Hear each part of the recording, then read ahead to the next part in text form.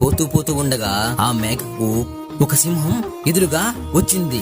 నాకు చాలా ఆకలిగా ఉంది, నేను మృగరాజుని, నిన్ను తప్పకుండా తినేస్తాను. సరైన సమయానికి సరైన భోజనం దొరికింది. సింహం అంటే మృగరాజే వేటకొచ్చాడే. సింహం సింహం సింహం సింహం సింహం సింహం. నీకు ఆహారం అయితే నాకు పేరుంటాది. సింహం రాజా సింహం రాజా, నీకు మాత్రమే నేను ఆహారం. కావాలంట కావాలంట. నేను ఆకలితో ఉన్నానన్న తింటే మీకు పాపం వస్తుంది. కాబట్టి నేను ఎర్రకొండకు పోయి ఎండుగడ్డి మేసి వస్తా, పచ్చకొండకు పోయి పచ్చగడ్డి మేసి వస్తా.